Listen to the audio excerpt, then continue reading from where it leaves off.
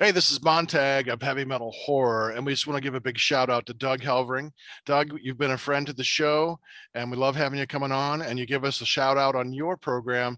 So we just want to say thank you. And if you're out there, go to the Daily Doug on YouTube. Thanks, Doug. Hey, this is Chop Top. I just like to thank Doug for his support and everything. We consider him a member of the Heavy Metal Horror family, and all the support he gives us and love. It's much appreciated. And be sure to check out the Daily Doug and subscribe. Yeah, Dreadbull here. Again, thank you, Doug. We really appreciate you gracing our humble little podcast here. Congratulations on all the success of your YouTube channel. It's doing great. Well deserved. You're a great guy and a class act, or should I say classical act. Thank you. Hey, Doug, this is Wildcard. Thanks for the support. Hello? There's Sean. Hey, Sean, how's it going? What's up, What's buddy? up? Hey, how are you, man? Not too bad. Can you guys hear me okay? Yeah. Yeah, you sound good, man. Yep. Oh, Yeah. there we go. This is a better I've idea. never seen your basement that bright. Well, I'm just trying to like mess around with the lights and stuff. I don't really have good stuff, so it's probably, I don't know. It's always darkness in this house. Yeah, it's always dark down there. What's going on? What's this? Yeah. What's this light? I came out of the lights. Your shirt makes me feel fine. I know, right? Yeah, It nice. says summer breeze on it. It's bullshit. That's right. Looks mean, like if you're- we got 5 inches of summer breeze out there today. Yeah, Yeah, well. we did. Yeah, we did. Hey, it was warmer than last week. Yeah, it's true. Yeah, We're that's gonna be true. 50 in a couple days. So Yeah, it's Wednesday is gonna be like 51. What the fuck? Go Yeah. figure, right? I mean, come I on. We're all used to this. Or all. Yeah, I don't know. exactly. Where you guys located? Yep, we're all West of everyone's- Cleveland. Oh, Everyone's in Yeah. Ohio. Yeah, We're Yeah, all we're all in local Ohio, here. northern Yep. Ohio stuff. Yeah, we're all the local. struggle is real. That's Yep. right. That's right, Yeah. man. We are so glad that you came on the show, Sean. We really appreciate your time. Thank you. Oh, no problem, man. Anytime. Cool. We're gonna have a good time. We're gonna have some fun questions, and we got some fun stuff for you, and we just want to get to know you, and we got a lot of goofy questions for you. I hope I don't bore you guys to death, but hey, we'll give it a shot, right? All right, sounds good. Hey, well, we put up with Vic, so you're gonna be fine. Yeah, you're I mean, fine. We're on the same wavelength. Yeah. Yep. Yeah, he puts us to sleep a lot, so you're a winner. Yeah, Yeah. the bar is low. yeah. We thought about, we thought about Low-hanging changing his fruit. wild card name to like Ambien or something like that. We thought maybe let's change that. Nice. So, all right, hey, we'll do our cheesy intro, and then we'll start the show. Sweet. Hey, this is Daniel DK from Exciter, Diamonds, Banger TV, and way too many other things to list. And you are listening to Heavy Metal Horror.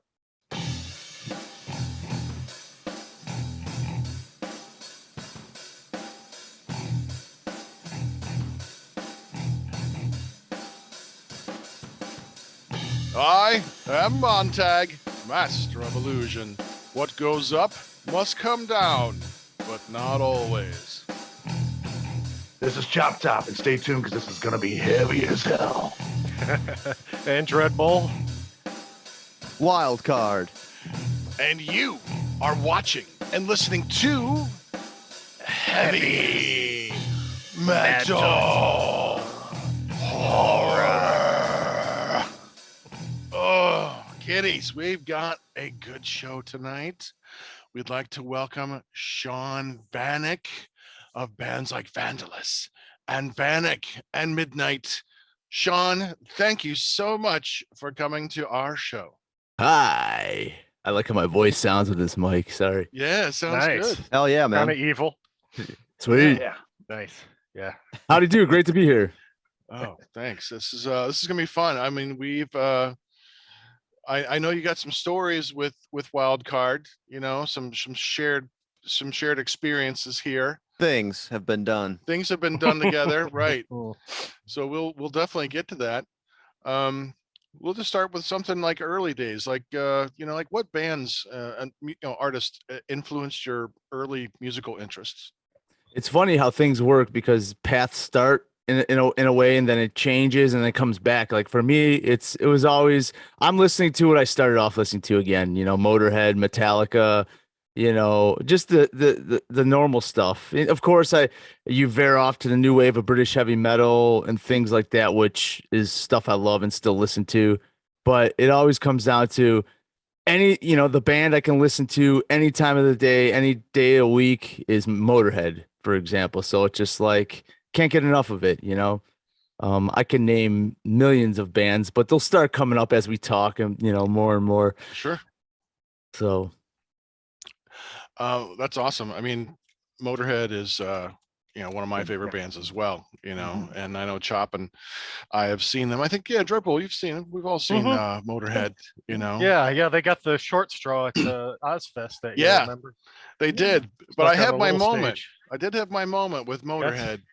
And I that remember one, there was a couple times they got this short straw. There was the time they played in no, that wasn't Ozfest, but I think it was Maiden, Dio, and Motorhead. Yeah, and that was a good show. Blossom. Mhm. Yeah, yeah, but we the were at that Doors- show.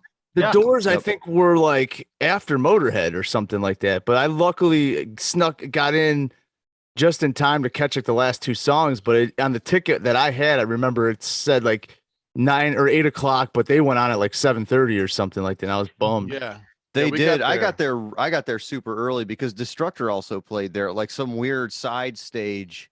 There was some other stage there that's like Yeah. not part of the amphitheater, and they opened, and then I didn't know that was going on, but at least I caught Motorhead set, so it was weird. It was staggered, real weird. Yeah. Yeah. Yeah, it Oh. was the Akron Rubber Bowl Ozfest year. We Mhm. saw them, and the Motorhead's on the little stage on the side, the kids table, and Limp Bizkit is on the Mhm. main stage. It was a With a travesty. big toilet. Yeah, coming Yeah, out of with the their big big toilet. That's toilet. where they belong, man, right in the fucking poor toilet. Breaking stuff. What a shame that was. Yeah. Well, it's cool because you can like stand on top of that hill and look both directions. You're like, okay, which are the people I'm most likely going to hang out with? Well, they're all in the one spot, so I know right away. I can talk to those people and they'll be good friends. You make a good point. Yeah. Right. So at least they Motorhead can people. distinguish it. Yep. Yeah. Makes it easier. Yeah. I did have my moment with Motorhead, with Lemmy. Between songs, I yelled up, "I love you, Lemmy," and he yells back, "I love you too." I'm like, all right, that's it. I'm You good. didn't slap your belly at him? No. That was much later. No, Lemmy, he can slap my belly. That's the thing. Yeah, it's crazy. Like for me, I mean, Lemmy was a turning point. I mean, for like, you're talking about starting from the beginning. I actually met Lemmy when I was 14 or 15. I can't remember, but like in high school, my brother's like he was, I can't remember. I was a junior or no, freshman when he was a junior, and his buddy came up to me the one day. He's like, "Hey, I talked to your brother. He's not really sure if he can make it tonight, but would you like to go to a concert tonight with Motorhead?" I'm like, "Oh, yeah." Metallica came out with the Garage Inc. album or whatever, and of course I was like starting to dig really deep into them at that point because, for me, it was like Metallica kind of paved the way.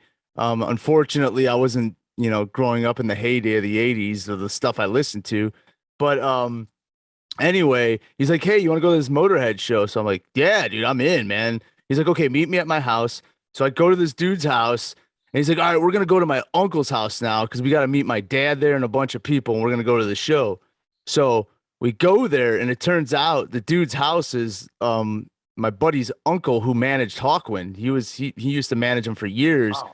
And I didn't know. I'm like, "Oh my God," they're like, this kid comes up to the door with a book bag, probably full of weed or whatever the heck. And like, they're buying all this stuff. And we're upstairs, like kind of keeping it away from all the adults and everything. Cause I was, we were younger at the time, but I knew what was going on. Come on, you can't fool me. But yeah. So yeah. So anyways, we left the house and then we're following, they were all got on this tour bus and we followed the tour bus. I remember that moment where we're like following behind them in back of the Agora and we're like, "Oh my God, this is like VIP." And then sure enough, we get out, they give us backstage passes. I'm like, I didn't know what was going on. I didn't even know backstage passes were a thing when it came, going to this show. But yeah, I got a chance to meet him at the end. I just took off the dressing room sign and had him sign it, and it was great. He spelled my name John. He's like, "What's your name, son?" I'm like, "Sean." He's like, "Okay, John." I'm like, "Yeah." Good enough. Close enough. That's cool. Yeah, Lemmy's always one of those guys, kind of like Dio, that he's always gracious. You never hear a bad thing said about him. He just treats everybody with respect and gives people time. you know, and is just an all around. He was a great dude. Yeah, real personality, you know. It's just like it's I gravitate towards that kind of, you know what I mean? It's just like the sincerity or whatever it is. I don't know. It feels, you know, it's not like this dude who's like, hey, you have to first go do these things before you could talk to me or whatever. You know, it was more like, hey, what's up, you know?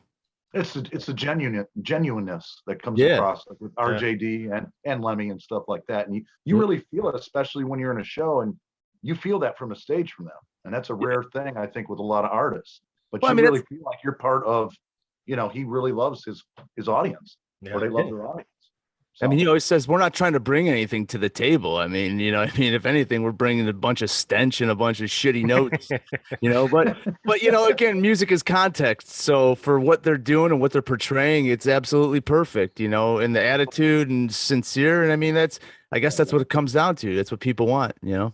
I don't know. Are rock and roll. You know? Yeah, Mhm. absolutely. I mean, he never described themselves as a metal band. It's always been a rock and roll band, blues-based rock and roll. Yeah. You know? Yeah.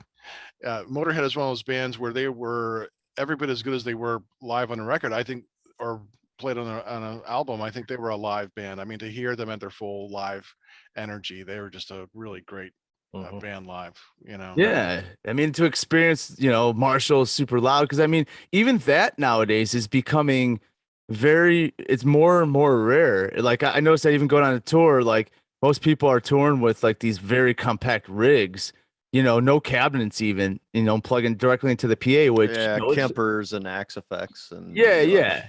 Right. Which is great for studio. Like, don't get me wrong, I don't have any Right. problems with that stuff. But live, it's the whole rock and roll vibe is kind of lost because you don't have that air coming out of the speakers just blowing you away like a Motorhead show. Right. Where it's super Mhm. loud, ceiling Right. tiles falling off. You know. Yeah. That Mickey D comes in there and punching it with his double bass, you could feel it in your chest. You know, Yeah. it just rumbles, you know. Yeah. Oh, that's Totally. great. What was the very first concert you ever went to? Okay, so all right. Well, I don't count. I count. Okay, Michael Stanley technically. Okay. I was really young. My parents took us, me and my brother. Oh man, I don't even know how old. I mean, we were really little, so I could barely comprehend anything. But the first actual concert was Black Sabbath. My aunt she's like, remember? She's like, hey, don't tell your mom. I want to do something special for you and Jason. We're going to take, you know, me and Uncle Dave are going to take you to a concert, you know, whatever one you want to go to. And, you know, at the time, you know, we're starting to really get into music.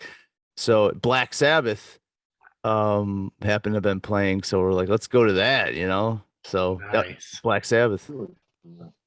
That's cool. That's excellent. Excellent. You'd mentioned, meeting Lemmy, and how great, even though he's wrote your wrong name. Have you met like any of your other of your heroes? And what was, has that influenced you in terms of when fans come up to you?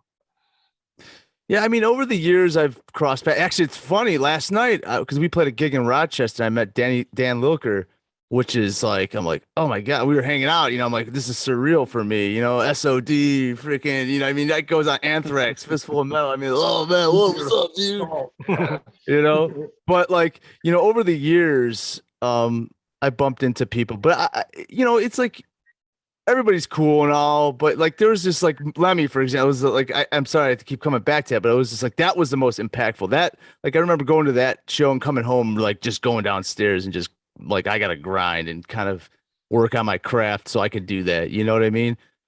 Everybody else it was more like, oh, that's cool, you know. But yeah.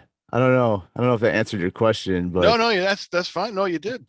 Well, I think the other part was like, has it influenced with how you deal with fans? Like when they come up to you, the meeting with Lemmy, does that kind of stay with you when you're meeting with fans? Because all of us are fans. We've all had really good instances where we've met, people and they've been really cool. And most of us have had incidences where we've met someone, they were like, assholes to us. So that's why I wonder, like, does that kind of play in your mind? Like when you're meeting a fan, do you want them to come away like you did coming away with Lemmy? Absolutely. I mean, that, like I said, that was a turning point. That was like where I realized personalities, you know what I mean? Because before that, it was like, everything was so far away. I mean, pre social media, so it's still like this. The mystique of every band was there. You know what I mean? So it was like, oh man, these guys are like untouchable, like.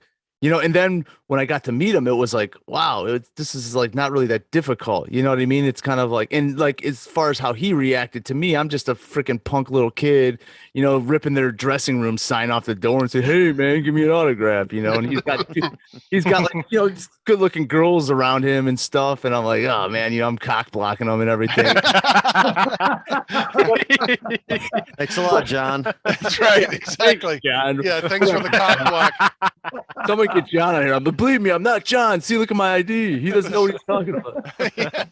No, but That's for great. real though, just a true class act, and like I've learned to kind of take that my own and kind of do that, because I feel like there's something to be said about that. I mean, I never forget that, and like it makes a lifelong image in my head. So it's like I want to make sure I could do something like that. That's cool. And I like that you.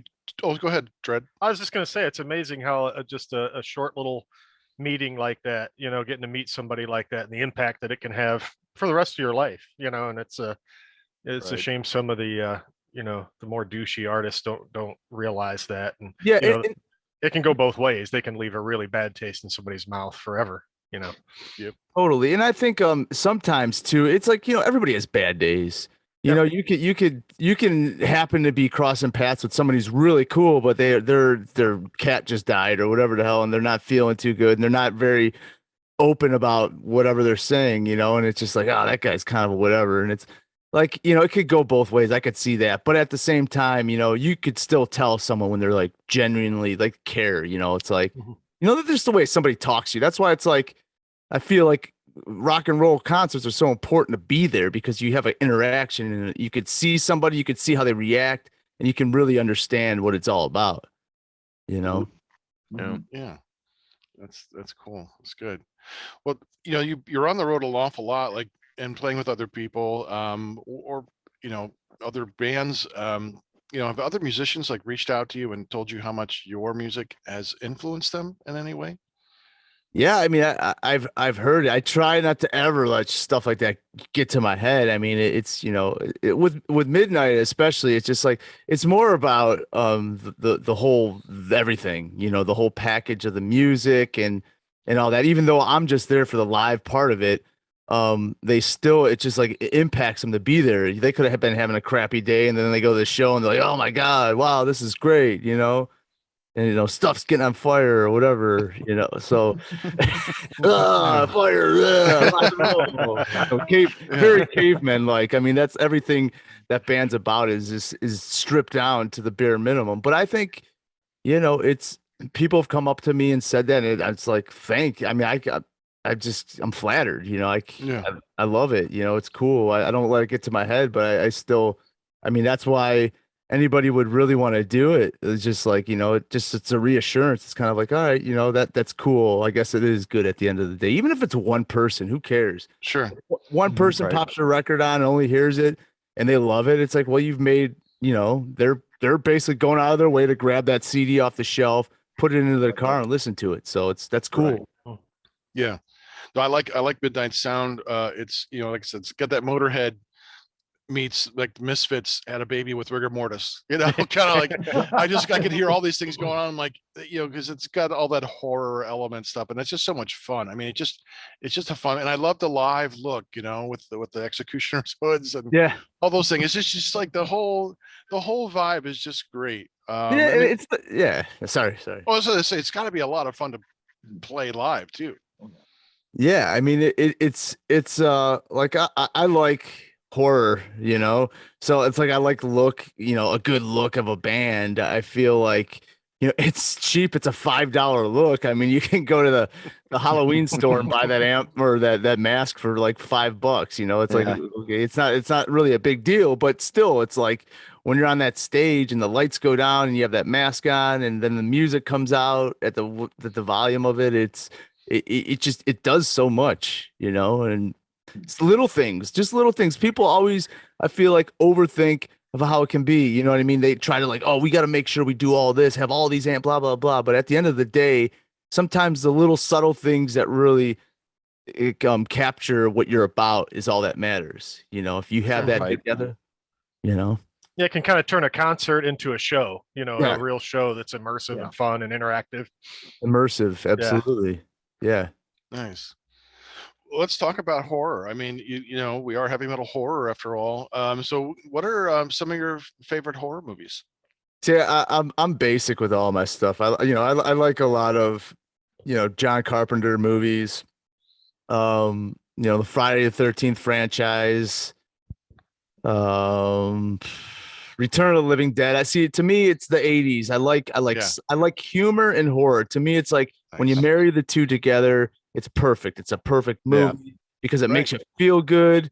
It's it's got cool like blood ripping guts and but it's also cool humor. You know what I mean? Yeah. Girls get And naked. not everyone can pull that off. No, Yeah. not at all. But it's like that's I love campy stuff. So if I were to Yeah.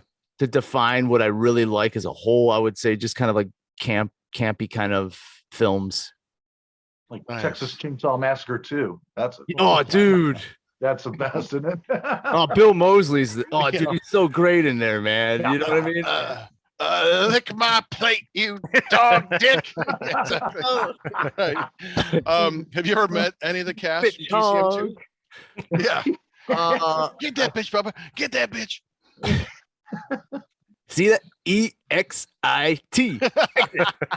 I love that movie, man. I'd like to make a request. I think Vic looks like the Chop Top did with all that blue light on him, in the radio station. Oh yeah. That's Look good. what you did to my Sonny Bono wig. Yeah. Oh, that's great. So are you a fan of like Peter Jackson's like Dead Alive and Bad Oh Taste yeah. series? Yeah, that was great. Actually, got a chance. We played New Zealand. Was it 2015? And we went to the studio where like he has a studio down there, like for the Lord of the Rings and stuff like that. But they had like artifacts. They had the rat monkey, and they had like from Meet the Feebles and stuff. They had like some stuff there, but like. Yeah, man, I love that stuff. Like the claymation on that movie is incredible, and like the lawnmower scene where it's just so much blood, it's just ridiculous. I kick ass for the Lord. Yes. Yeah. Oh, Yeah. it's such a gory movie. It's so much fun. I Yeah.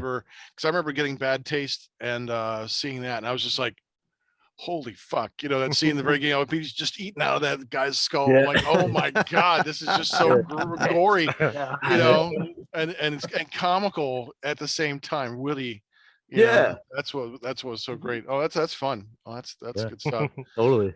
You had mentioned that festival in New Zealand. Like, what other festivals do you like playing at? As a band, are there certain festivals do you really like going to, and are you able to enjoy those as a fan as well as a musician? Yeah, depending. Like I typically gravitate towards the smaller ones. Like I like to keep it true. Like German festivals are great because they got a lot of like underground, the very like low grade new wave of British heavy metal, not the same old ones. You know what I mean? They Satan first did their reunion with the Keep It True festival. So things like that, super special. I like that. Like, I've played it a couple times, and like every time I was there, I at least had the opportunity to kind of at least kick around for the whole day to watch it. And it's great. You go there, you watch some bands go out to the tent area and the campgrounds and stuff. The festivals are really well done and great. I mean, even if people aren't like huge fanatics of the music, they go to hang out, but it's cool, But I would have to say, like the Keep It True festival is one of my favorites. I like Parties On, which is cool. It's also Germany.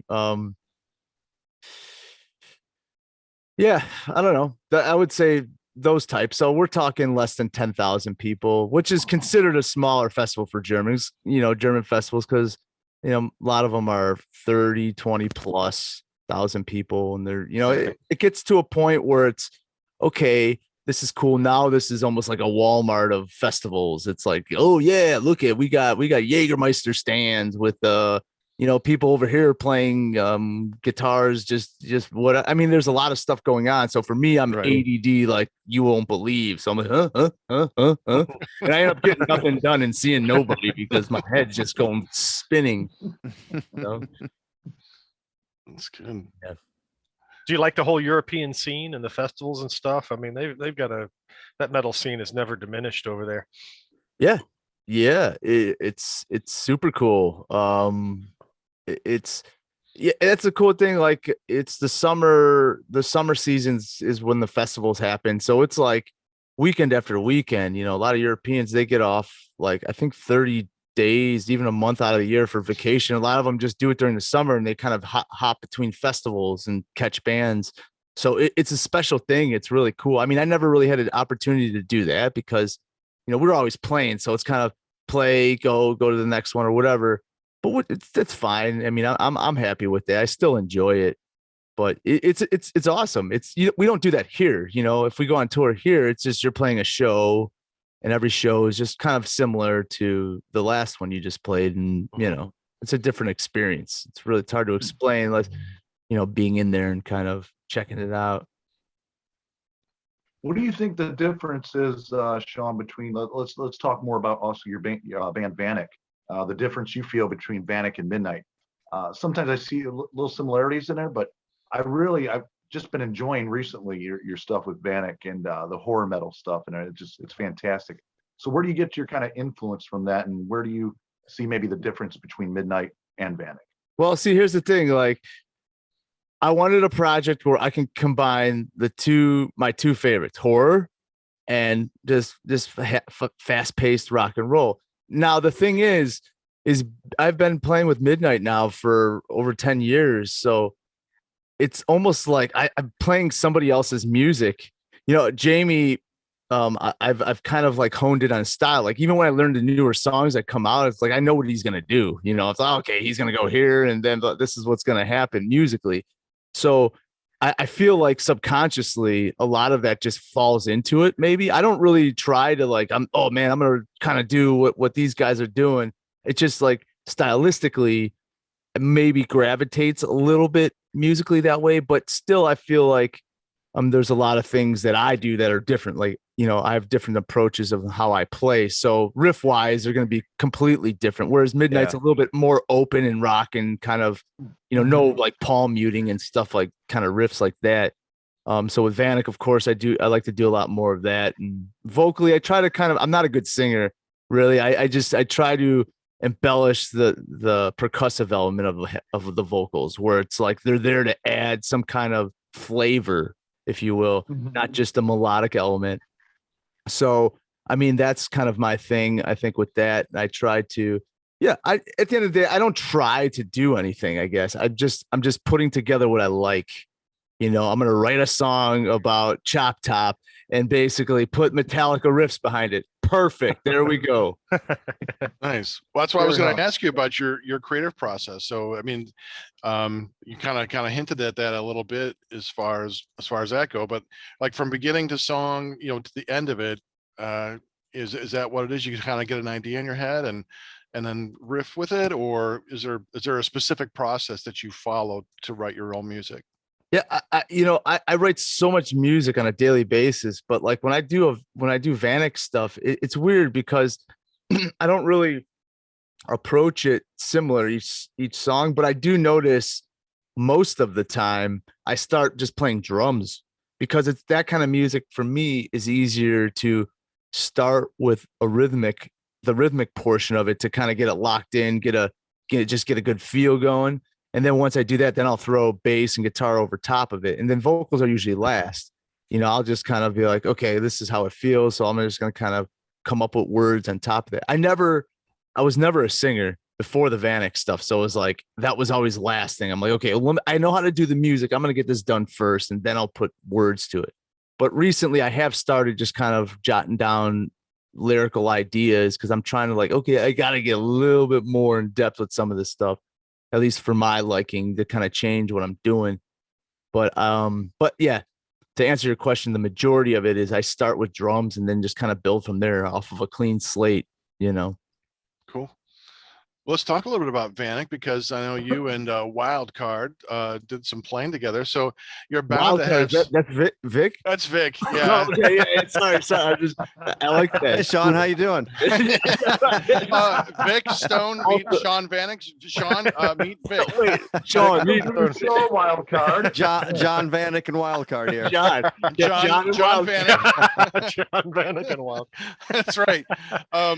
Yeah, I know. Vic said that you guys played a little bit together and did some shows and stuff together. So you're bound to have some really fun road stories that you can share with us, like crazy venues, horrible things happening on stage or off stage. You're bound to have a couple good stories. Could you mind sharing Well, I couple think stories? it was funny to like the first two Vanik shows that we did. We went to Toronto. I love crossing the border when you got like a bunch of props with like bloody eyeballs. And okay, we're gonna have to look in the back of your car here. You know what I mean? Pull off to the side. Yeah. It's not what it looks like. Believe me. You know what I mean? But yeah, I mean, we brought a whole trailer full of gear and props and stuff. We played Toronto. I mean, nothing like ridiculous happened in that regard, but it was cool. I mean, it was always easy. It's like for me, I'm like, when I originally wrote the first record, it was just me, Ed, and then Al. So it's like I'm like I need a good solid rhythm player, and I've always loved Vindicator. So being able to jam with Vic that's gonna be cool. You know what I mean? He can riff, he can hold it down while I fuck up all the time and try to sing.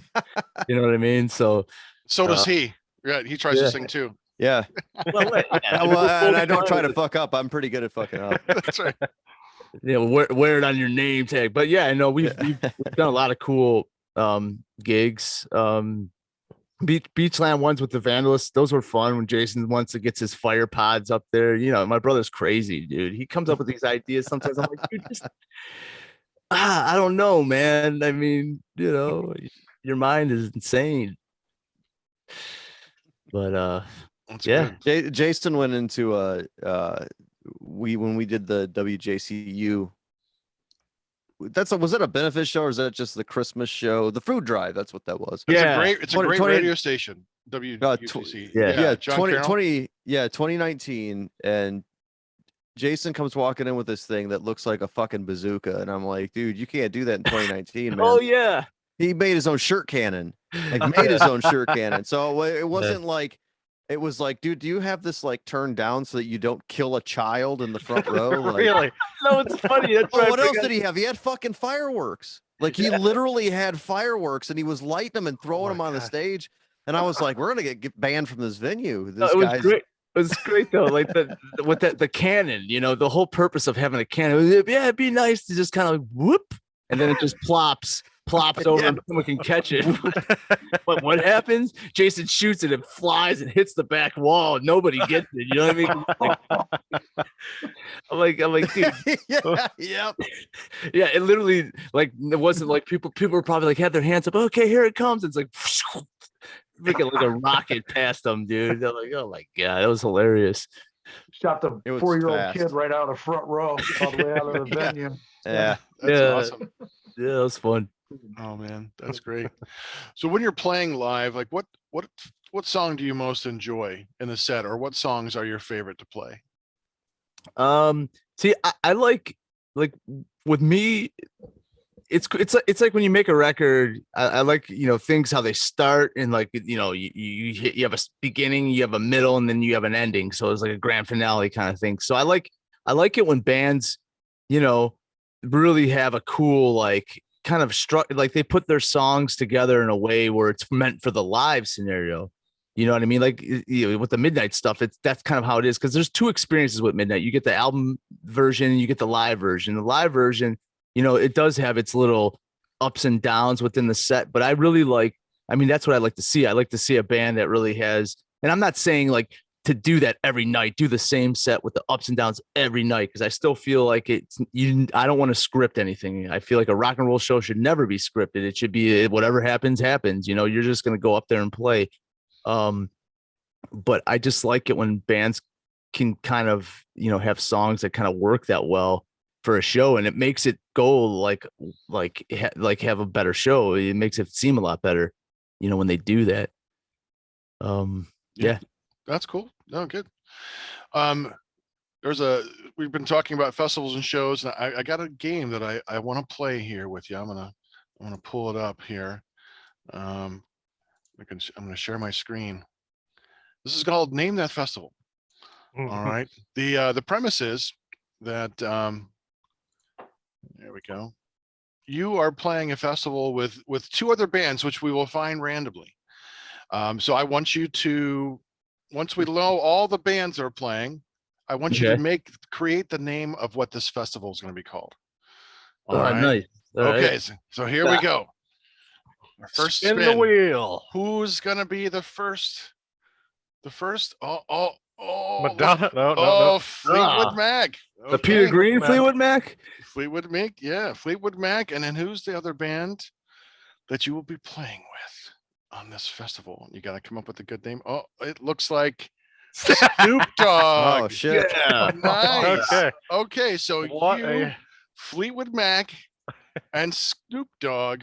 What are you gonna name that festival? Okay. Okay, well, first of all, Fleetwood Mac plays first, and Snoop Dogg is definitely last. And I gotta make sure I play just before Snoop Dogg, so that way, we can hang out a little bit and just kind of, hey, what's up, man? Yeah, you can do a little shake and bake. After I play, after the gig's done. But yeah. So Fleetwood Dog, man. That's Fleetwood Dog. Nice. There we go. Fleetwood Dog Fest. Excellent. That's fantastic. I'll contact them. I'll see if we can get them in the books for this summer in Cleveland. Yeah, Yeah, that's gonna happen. That'd be awesome. it would Called be the Snoop Mac Fast. That's right. That's Snoop Mac. Yeah, cool. If you could go back in time to see like one musician play, someone who's no longer with us, who would that musician be? Dude, there's so many, but right now, Phil Lynott probably to see Thin Lizzy. You know what I mean? That would be top. Yeah. I mean, yeah. That's a good All one. right. Yeah, Nice. yeah, good stuff. Right, that's good, man.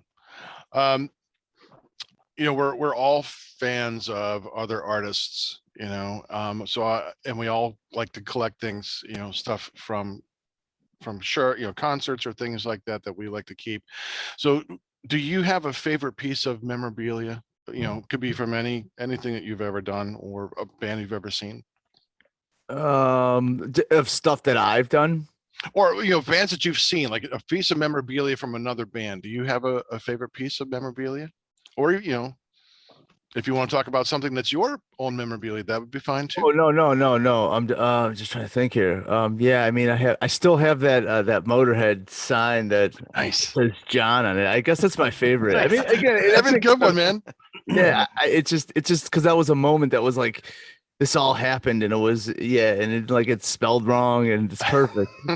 That's great. I love that you tore it down off the wall. The first time I got to see Maiden backstage, I did the same thing. I saw the little things on the walls with the dressing room this way, tuning room, this and that, and I'm like, fuck, I'm gonna take it. I mean, why not? That was kind of part of the awesomeness. So I'm like, good. I'm not the only one who feels like I stole something. Well, I mean, that's the funny thing is I didn't even know we had backstage. I did have Motorhead records up at that point. I could have brought a CD and you'd be like, oh, here, can you sign this? But I had no idea I was going backstage, let alone meet the band or whatever. I mean, I watched the show on the side of the stage, and it was cool because Morbid Angel played that night.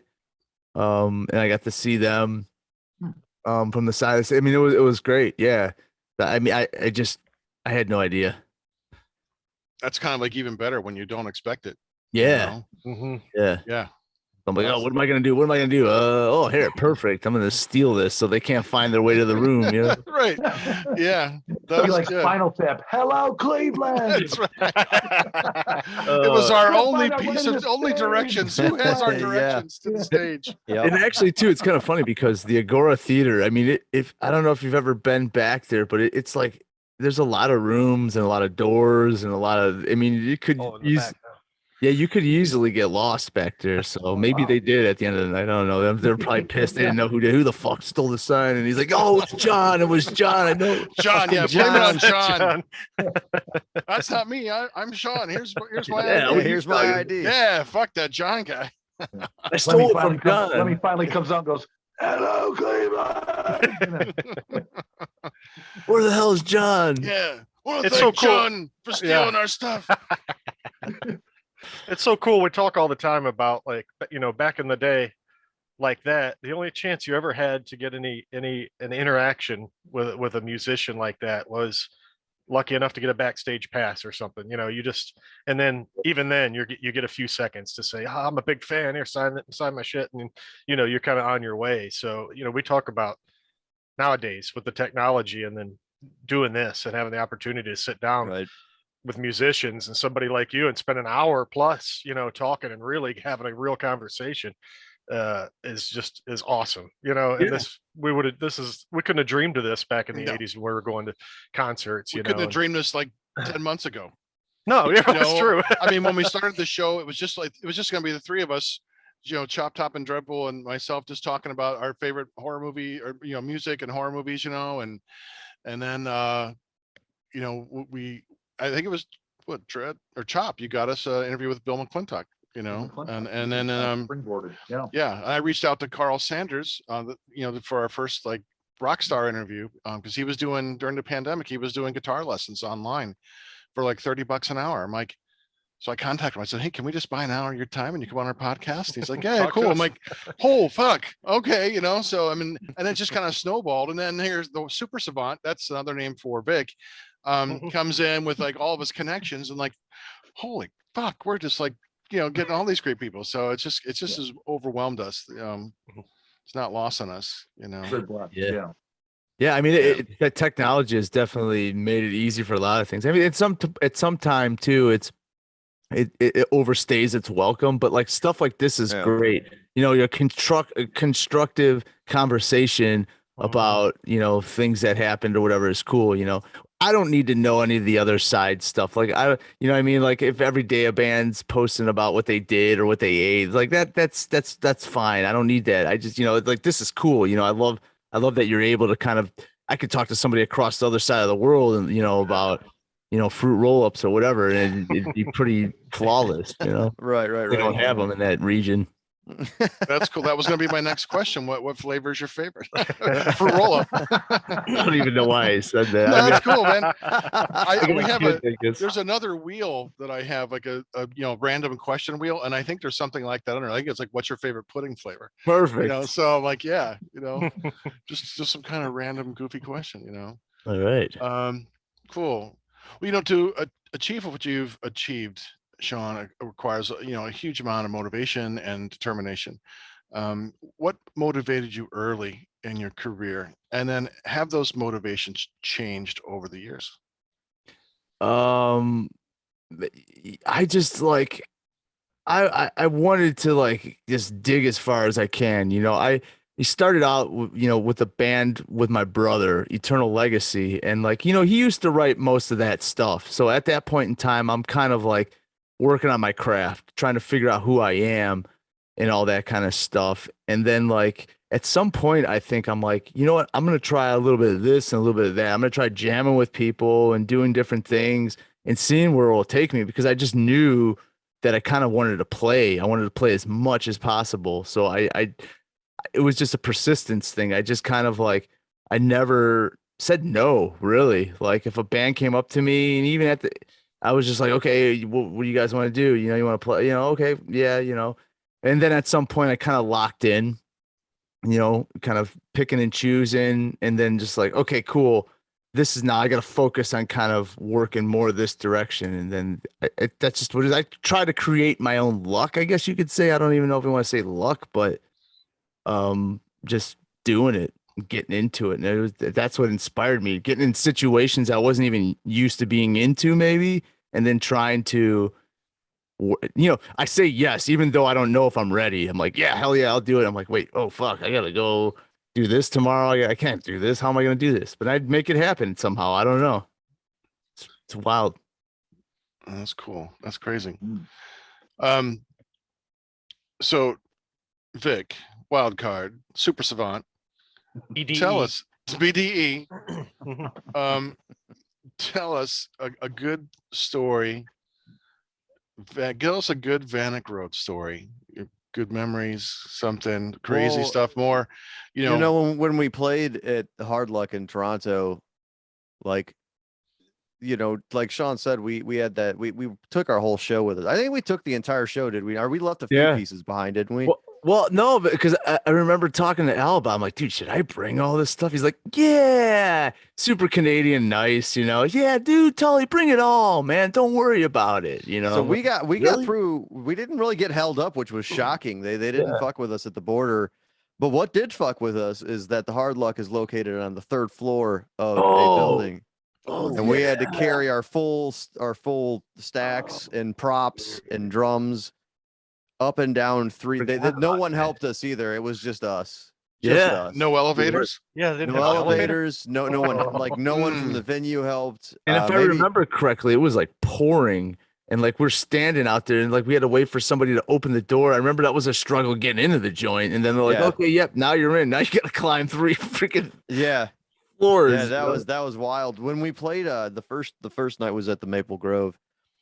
And we're up there. Sean and I got there super early to set up the back line. And Sean's setting up these guys. He's got these 2 like full-sized guys figures. They're like 5 foot tall, you know, doing this shit. And I don't know. He put it on top of. We had extra cabs or something, or was Ed playing through guitar? I don't know. There were 6 fucking guitar cabs on the stage, Hit and the Sean's Maple got Grove.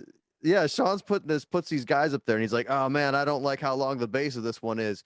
Hang on." And he goes down and he gets some like fucking circular saw, and it's like 4 o'clock. There's like patrons at the bar, and he's like, "Hey."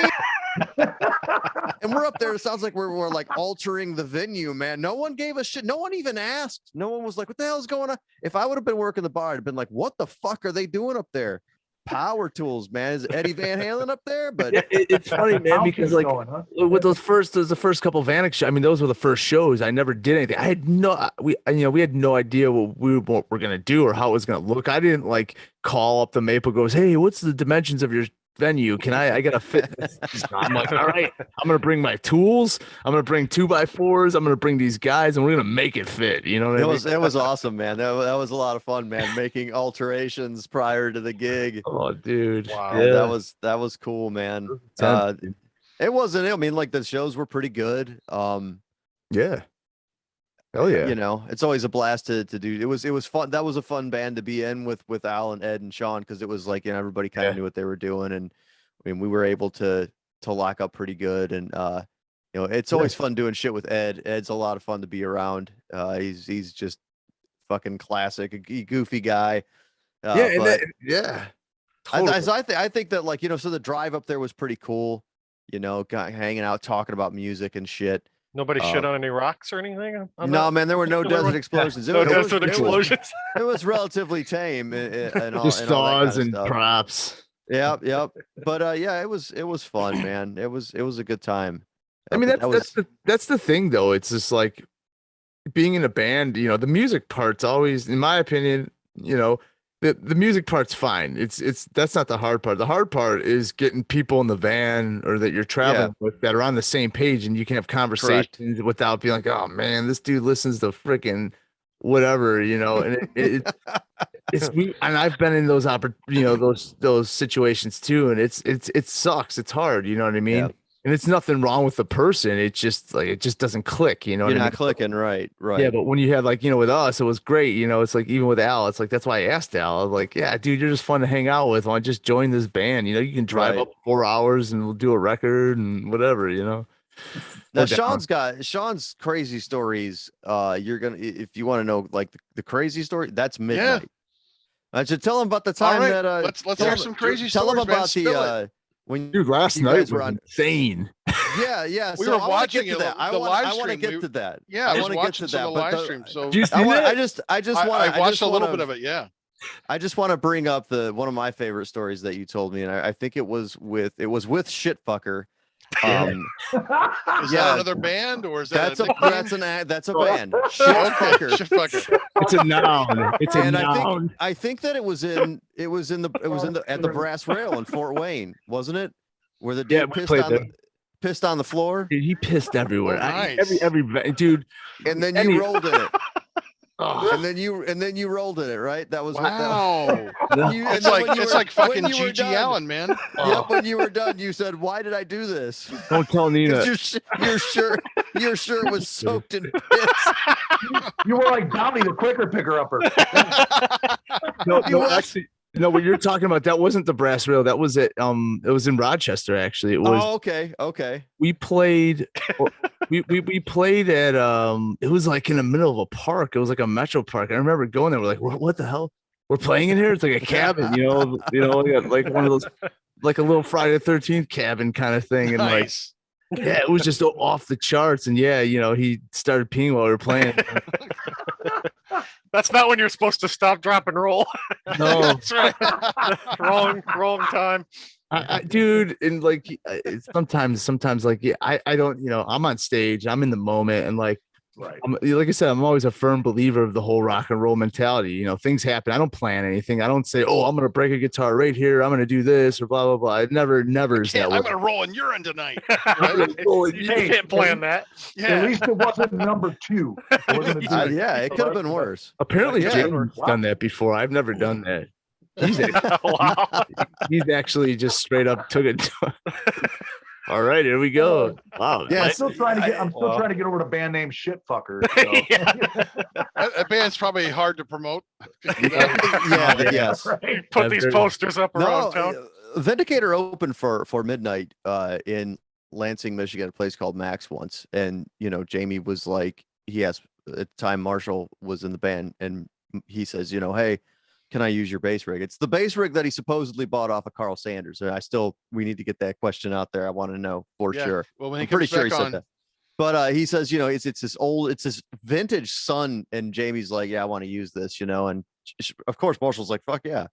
And so they're up there and we're watching the gig. What a fucking fun gig it is. And I don't remember what lineup this was, Sean. You weren't in the band. I wasn't yet. in the band at the time, no. And Probably fucking- Bob. It was Bob and what year was that, would you say? oh shit, Pre 2000, 2010? Yeah, pre 2010. Yeah, okay. It So that would would have have- been Sean Philly and Bob. Okay. And so they're tearing through songs. I recognize a few of the songs. Like play a couple of my favorite songs. White Hot Fire, I think he played Lord in Chains, and I'm a big fan of both of those tracks.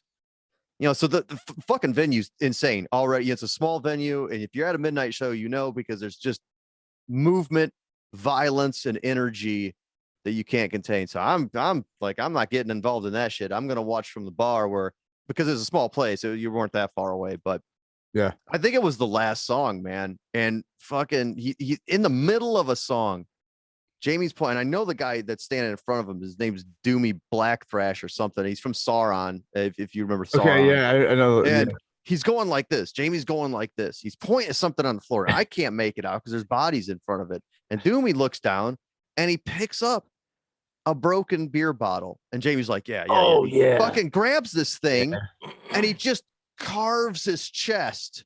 Just, oh man, just dug in. Dude, he's just bleeding all over the place. He bled all over Marshall's amp. It still has Jamie's blood on it to this day. And he needs to put it on eBay. Yeah, I've seen him do that before. We were in Australia. We played, was it Melbourne or whatever? And like, that was one of the first tours actually. It was 2013. Bob was still in the band. Well, not the first tours, I guess, but like we played Australia and like, yeah, we're playing the show, and then I just see him he grabs a beer bottle and smashes it, and he just goes like this. I'm like, what? What are you doing, dude? Oh, dude. Yeah, that was intense, man. Then he gets done. He puts his white Iron Maiden shirt back on, and he's just bleeding through it. And I'm just like, wow, man, that was intense. He's like, yeah, just sweating. It's like, man, that's you all need he's some got to water? say. Just yeah. The first time I saw him. The first time Go I ahead. saw him, really quick, a quick story. Like it was the most hilarious thing. Like I knew Jamie before I saw Midnight, before from Destructor and whatnot. But I remember he had one of those little M90 firecrackers, and like he kept trying to light it with a light, and then the sound guy comes running out and grabs it. so he couldn't fucking do it. And then he sticks his hand in his pocket and pulls out another one. And then the lighter doesn't work, and the dude in the front row gives him a lighter, and he finally gets it lit, and he's just like, and then that was the beginning of the show. I'm like, perfect way to start a show, dude. So I've heard some of the stories about early midnight shows, and how like the one time, man, they fucking put their guitar heads through like the club's PA and just left. They ran, man. I guess the cops were called. It was bad news. Well, I mean, I know a lot of stuff was with Boulder. I think yeah, maybe that was a Boulder story. Yeah, that might have been a Boulder story. But yeah, there's some good stories, man, involving him. But yeah, so yeah, let's talk about the midnight violating that was going on stage in that live stream. There was some looked like it might have been graphic. Maybe it was just a wrestling match. Dude, the whole gig. I mean, if you I don't need to tell you what happened. I mean, you can kind of imagine what. Yeah, I kind of. I mean, I was front row. How was. At some point in time, I'm like, what is going on right now? You know, I'm looking at Jamie like, what the fuck? You know, but yeah, these two girls, I don't know. They were, I mean, we went on midnight, you know, yeah, it's funny. But yeah, we went on 12, there were 7 bands that played. Like, oh, wow. It was, this dude who books the shows, actually, it was the same dude who did that Rochester show, this James, Rotten UK. But he booked the show, tons of bands, but he always has like his clique of people, you know, that come out to the gigs, and the shows are always out of control. But yeah, man, like as soon as we went on, first of all, our intro is pretty great. You know, we got yelled at by Rodney, our merch dude. He's like, dude, I can't say the intro yet. I don't want to spill the beans because we're supposed to use it on the next tour, and it's freaking annoying as hell, but it's hilarious. But yeah, man, I mean, we started playing, and then just the whole gig, these two girls were just up front, just kind of going down and, you know, doing pretty graphic stuff. It was wild, man. You can use your words. It's okay. What were they doing? Be graphic. Pretty graphic stuff. Yeah, I'm allowed to talk like that around here, right? I don't know. Yeah. Yeah. There's a lot of rubbing use all going the on. words. Eating, Anything goes except rolling around in urine. So That's right. Yeah. Yeah, there's some salad going on, you know, tossing some stuff around and fucking, you know, there's Fruit roll-ups being eaten. yeah, roll up. Little Tweedledee and Tweedledee-dum. A lot of handprints on butts and stuff like that. I mean, Handprints on butts. Yeah, I mean, people just in the crowd were eating it up, man. It was just like, Just like they were. yeah. But I mean, I don't know how much was that. How much was that? Like, is the whole show on a live stream, or was it just like? When I went and saw it, I was like, what is? Oh, that's what's going on. Ooh, man. I actually kind of felt bad for you guys. I mean, no offense to anybody. But Yeah, I know. And I was like, at least Jamie and Sean can get away. Steve can't go nowhere. No, but the best thing about it too is like, hey, everybody's got a mask on, you know, whatever. Who cares? You know, that wasn't me. I wasn't there. No, but yeah. I think it was great. You know, it's like, you know, I mean, you know, it's, you know, some people, you know, they have a good look about what they're doing, and some people, you know, whatever, they got to do a little, you know, the mood hits you just right. I mean, you know, gotta go with it. But it was raw. It was raw. Nobody knew what was going to happen. I mean, I mean, that's what I'm saying. It was just like so spontaneous, and it was like, yeah, it's awesome. You know, it was just like, it was pretty cool. I'm still trying to process it, so I can't really. Yeah, I got you. Got PTSD after it. Yeah. Come on, man. I honestly haven't played a show in a while, and then I come out and play a show, and this stuff happens. What the fuck just happened? It's a whole new world since post-COVID, you know. Well, at least it wasn't 2 girls in a cup. So there you go. There you go. There might have been some of that action there, man. That'll happen. That'll happen eventually. You're like a lesbian magnet now, John. Oh, yeah. It could be a whole new thing that happens at the shows. All right. Yeah, I'm pretty sure they were eating glass beforehand too. Oh man, It was wild. Oh boy, that's exciting. Yeah, I can almost taste it. Ooh, Tastes like this. Yes, this metal hydro flask. Tastes yeah, good. watch that live stream. So from for you people out there watching, I probably will be in the future. So what was yesterday? What date was that? It was the 12th. Yeah, February 12th. There's a show that we played on 2022. Check it out. It's Before pretty crazy. Facebook takes Where it down. Where was the venue? Where did you guys play? it was an awesome place actually. Photo, some photo, something or other. I can't actually remember the name of it. I'm sorry, dude. I didn't mean to put you on the spot. There's a lot of things that it was just like, what the fuck. Yeah, photo. It was really cool. It basically, I don't know if you guys in the Cleveland area or Parma actually, there was the Jigsaw. It reminded me of that kind of venue. That was a cool place. Yeah, it was like almost like a longer type of venue with like, maybe a bowling alley. It wasn't a bowling alley at one point, but it kind of reminded me of that venue a lot. It was nice. But Photo Hall, I think it's called Photo Music Hall. That's the name of it. Okay. Was it Rochester? Yes. Nice. Yep. That's great. I'm going to guess it might be one of your favorite things, but do you have a favorite thing? Like, what's your favorite thing about playing live? When you're out there in the moment, can you identify like what it is that you love most about being in that moment? I just like funny stuff like that. I like also too, like just funny comments, like, somebody will make a comment, I'll make a comment, Jamie will make a comment, whatever. Like, one of my, like, oh, what the hell is this thing's messed up? Like I remember we played the Best Buy Theater in New York City with Sam Hain in 2014. And I remember we just started playing, yeah, Best Buy Theater. Yeah, I used to steal CDs from this place. Like screaming it super loud. Like stuff like that. Like it's just like you're just laughing. It's just fun. You know what I mean? It just makes the shows are just they're fun. That's kind of what the whole idea is. We're not really trying to really do anything more. We're just trying to rock out as hard as we can and just have who knows what happens, have some fun, And you guys keep continuing to get a bigger and bigger following, Sean, too. That's pretty cool. I mean, it'd be like the shows are getting, more and more packed. There's more and more people, more and more views. More and more lesbians. Yes, more and more two chicks eating out their beavers. But yeah, I mean, Well, I just laid it right out there, didn't he? Yep. Well, I have Lickety shame, split. so no shame in my game. Leave me alone. Or Liquor Quick. Yeah.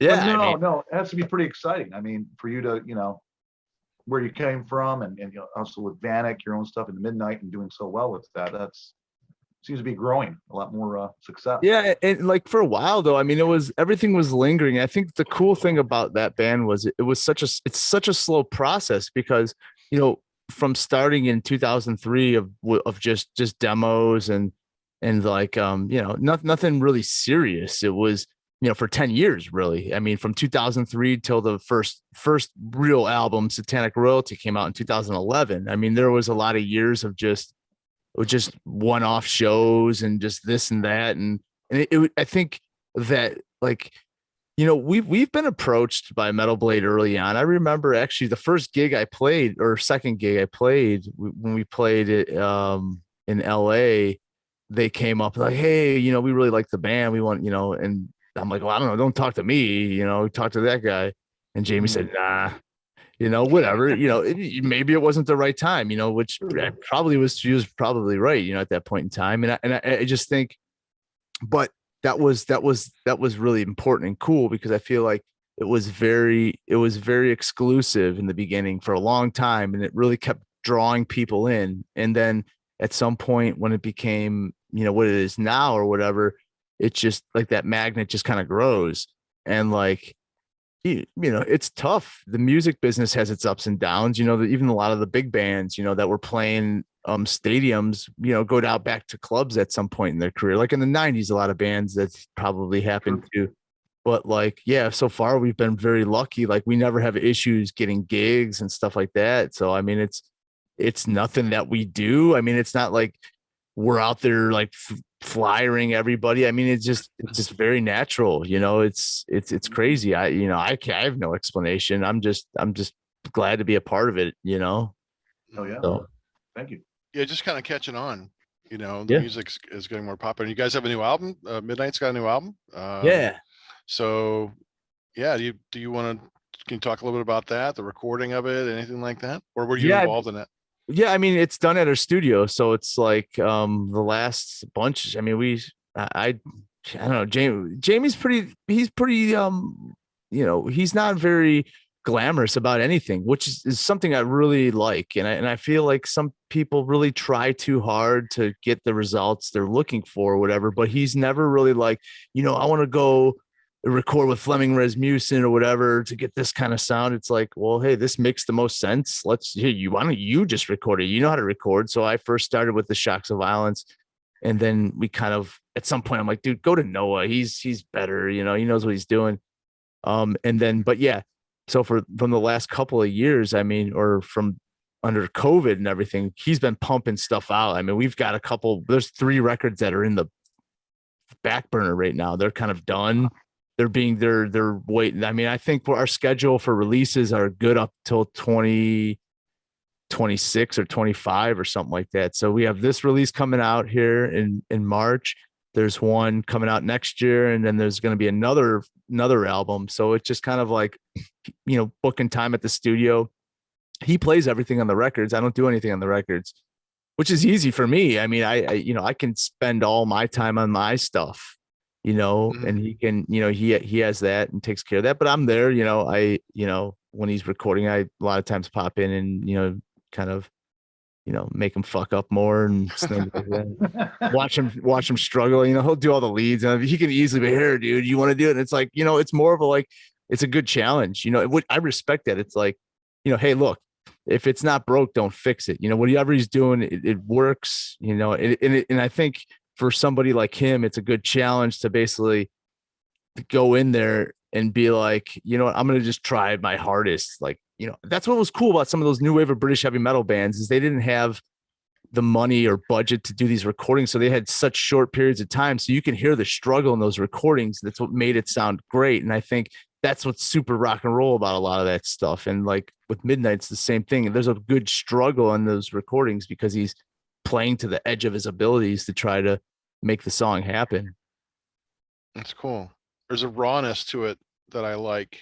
And you hear on those early new wave of British heavy metal albums too, Diamond Head and those other bands.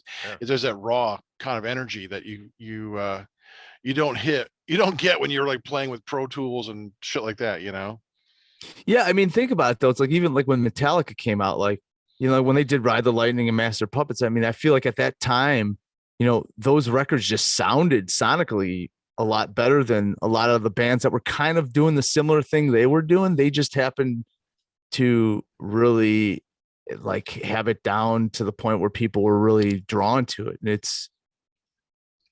I don't know. It's still all really raw. Like, everything comes down to, there was no budgets back then, really. I mean, in a sense of like, pop bands or whatever, they had to just do it, whatever they got. And yeah, Diamond Head's a great example. Like, I mean, Metallica covered their songs and it sounded like huge, but when they did them, they were just kind of, that was the recording they got, with the money they had to spend. Yeah. Just like early Venom, listen to that first Venom album. Yeah. Oh, sorry, Chop. Right. Well, I was just going to add into that. I think Fleming Rasmussen is my favorite Metallica producer. I really like the production sound he got on Ride and Master. I think those are just pinnacle, And I mean, out of all the other producers they've had and everything, that was just sonically, like you said, Sean, it's just sounded so much better. Still sounds good to this day, really. Dude, totally. Yeah. It's a, it's a collaboration, man. It's, some bands are lucky because they get hooked up with the musicians and personnel behind the bands that really it fits this whole big picture, and like they were lucky to have that. And I think that was the perfect producer for those records. Like if you would have had anybody else, if you had Bob Rock earlier, probably it would have been very different. And it for what it is, it's great. Yeah. Nice. Shudder to think what those would have sounded like with Bob Rock. Yeah. Right. Yeah. Yeah, but like Johnny Bravo and the Brady Bunch. Clowns never left before. I'm waiting for a midnight cover of that song. Yeah. I mean, one of the records that are coming out actually is a cover. I don't know if I'm really supposed to say this. Actually, I don't know. I mean, it's a bunch of Cleveland kind of nods, from way back. So it's pretty cool. That's cool. Nice. Well, Sean, what's the one thing you love most about being in a famous band? Famous, huh? I mean, famous is relative, I suppose. I don't know, man. I don't really look at it that way. I just love the fact that I can kind of, when I going back to the whole Lemmy thing, it's like, when I was that 14, 15-year-old kid, I was like, see, I want to, be able to be in a rock and roll band like that and just have this attitude about you that people are drawn to, not just the music. I mean, the music's a good part of it, but the whole attitude, the surrounding, the sound, the lyrics, whatever. And like with Midnight, it kind of reminds me of that a lot, So I'm like, that's why I'm kind of like, I'm cool where I'm at. I don't really care about um, making tons of loot playing, heavy metal, whatever. I mean, that was never really in my head. I mean, that would be great. It's cool to get paid for gigs and stuff, but it's just the fact of being a part of something like that that has an impact. I'm Yeah. lucky. It's a lot. I don't, it's cool. No, that's great. That's great. I'd like to name off a band. We're gonna name a band, and I would like you to tell me your favorite album by that band. Okay. Okay, so we're gonna do a list of a few bands here. Black Sabbath. Oh, I was just listening to Dehumanizer last night. I'm like, man, that one's great too. You know what I mean? That comeback album with Dio. But I would have to say, for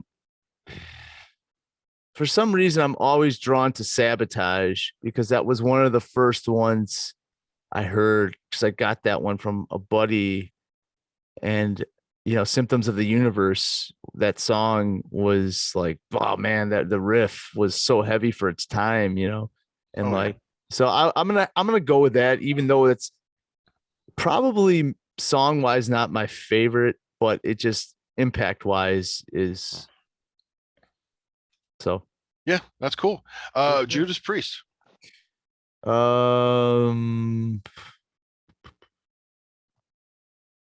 Yeah, it depends on what day of the week.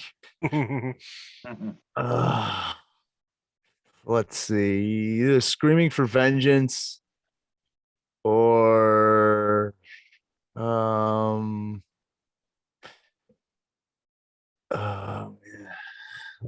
man, that's so It's hard. I know it's hard, right? Judas Priest, man, they got so many great records. I know. Defenders of the Faith. Oh man, I even love Point of Entry. Painkiller. I mean, Painkiller, fuck. Yeah. I don't know. There's a lot of ties because Okay. mood wise, some of them really are better for certain feelings than others. So Sure. yeah, that's a tough one. No, I get it. How about Rush? Oh man, there you go again. God dang. We're making it hard on you, John. Hard on. Yeah, there you go. Fly by night. All right, good. Yeah. Maiden. Killers. That one's easy for me. Yeah. Hey, that's also Carl Sanders' favorite Maiden Is it album really? as well. Yeah. I just feel like at that time, like, Iron Maiden was I don't know what happened. Like, nothing against Bruce Dickinson, but like I felt like they had something really cool going, like with the whole like taking Thin Lizzy and putting Thin Lizzy on speed, because Steve Harris was heavily influenced by that, I think, when they did those earlier records. And like I just loved the sound of the second one. It was awesome. Like, and I liked Paul Di'Anno. I thought he sang great. But for sure, Killers. Nice. It almost sounded like more of an underground band, the first couple albums, like something a little different, a little more raw, and A little yeah. funky. Yeah, a little more punk. Yeah. What's your favorite, I get it. Vic? Iron Maiden record, Yeah. Peace of Mind. Okay. Yeah, that's a great one too. That was the first one I really got into, like the first one I heard actually. So Yeah, it's hard to go with any of those first, 5 or 6 albums. They're just so good, Yeah. How about Testament? Well, Practice What You Preach was the first one I got by them, and I really liked it when I first got it. But there's a New World Order, right? Rage for Order? Rage for Oh No, no, New World- sorry. Queensryche. New World Order, Order, yeah, yeah. I'm, Order. I'm blowing my wad. That's a great one too. Queensryche. Queensryche was going to be my next one I'm looking at. Yeah, but there's Yeah. actually that's the answer to that one. Okay. But yeah, There we go. between those two Testament records, I say it's pretty close. It might be Practice What You Preach, though. I know some people are kind of on the fence about that one, but I kind of like it. All right. Slayer. Rain and Blood. Nice. Kiss. Even though the production isn't as good as a lot of the other ones, the first album like is just banger after banger, like so Yeah, many right on. hits. It's great. Mm-hmm. There's I would have to say that or Love Gun. Yeah. Yeah, they're both good albums. Last two, King Diamond. Abigail. Nice. And Motorhead. Overkill or Orgasmatron. Nice. I love Orgasmatron. Even the production, like people are like, man, it's got like this Yep. hip hop snare, the 80s gated reverb or whatever. But it was like it sounds like the speakers are blowing up. Like it's like Yeah, it's all fuzzy and it's Yeah. got great songs, yeah. We are the song- road crew. The title track alone, I mean, that's just fucking Yeah. rules, man. Orgasmatron's awesome. So, Oh, dude. I got that on cassette at a garage sale or yard sale for like a quarter. I'm like, fuck, yeah, for a quarter? Are you kidding me? Don't spend all your allowance in Yeah, one place. no more. exactly. That was my first Motorhead like album that I'd ever bought. I knew of them. I'd listened to their music, but I'd never actually had a whole album. Now when I saw that, I'm like, oh, I gotta get this for a quarter. It's kind of funny because I grew up I'm 36, so I grew up like when I was getting into Motorhead, the album they released was Snake Bite Love, which is really actually in retrospective to their other records is okay. It's not great. I mean, a Motorhead fanatic wouldn't really go to Snake Bite Love, but that was the first one I heard. And I was like, oh man, yeah, it's better than anything else at that time that came out. That's for sure. With 98 or whatever, what came out that was great. I don't know. Yeah. Right. Wasn't a whole lot going on then. No. Yeah. I'm going to ask you some kind of just one-offs, some kind of hypotheticals and one-offs. What celebrity would you like most to have a drink with? Probably James Hetfield, somebody like that, or Kirk Hammett, like Metallica guys, just because I have so much to like talk, it's just one of them bands that I'm not really big into meeting my favorite people because I feel like, a lot of times it kind of kills it, but I think that band in particular would be great. I would have a lot to say, even though a lot of questions have been answered through other interviews and stuff like that. But even on a personal level, like I would love to ask more questions to Kirk. I have his horror book and everything, and like just about stuff, and just to pick his brain a little bit, and I don't know, it'd be kind of cool. Let's assume that he's listening to this podcast right now. What would be your first question to him? If you could ask him one question, go ahead and ask him. I mean, the fact that he has Bela Lugosi's cape from was it Black Cat or whatever? I mean, dude, whoa, that's so cool. You know what I mean? Do you put it on at night? Like get a little personal about it. Like, do you ever you and your wife, you kind of get together and she might be like, hey, can you get that nice little robe you got? It's like couple. Can you give me a spook? Yeah, can you just come in the room and be like, oh. Nice. Well, Mr. Hammett, if you're watching and listening, please answer Mr. Vanik's question. Yeah, you never know. Teach me how to surf. Can you teach me how to surf, Kirk? Yeah. Wait, why not? Yeah, he seems to be pretty like low key guy. I know he's trying to live a life that I think he's a Buddhist if I'm correct, and he's trying to live a life without ego and pretty low key and down to earth. So maybe he will. Yeah, and that's what I like about him. He's always been that way, though. I've never really felt like in his in his playing, even like that he was trying to be this better than everybody kind of dude, which is something I love. I love that he's just super like just kind of he's happy to be like, dude, Like, he probably doesn't play a lot of the rhythm parts on a lot of those records too. Just a couple leads, and that's fine. He's probably just like this. This is cool. I like to play heavy metal, man. I'm all about it. Well, no better way to prove your humility than come onto our podcast. So that would be, he'd really exemplify. Yeah, that'll do Thanks it. for the plug, Dreadbull. Yeah. Practice, right? Here's your opportunity to practice what you preach. Is Yeah, that what you're right, saying? Exactly. Let's see if you really mean it. Exactly. All right, Yeah, Kirk Hammett, we're throwing down the gauntlet, brother. Yeah, Yep. yeah. That's right. Walk Give the your walk, humble self pal. to our show. Yeah. Uh-huh. That would be awesome. If he Yeah. does come back on, Sean, if he does come on, do you want to join us for that interview? Yeah, sure, dude. Well, that'll be Okay. great. We'll give Because you I a want call. I want you to ask all your questions. Oh, You know? okay. I just want to be witness to that. Yeah. Yeah. Yeah, that would be awesome, man. Shit. That'd be cool to get in the same room too, Mhm.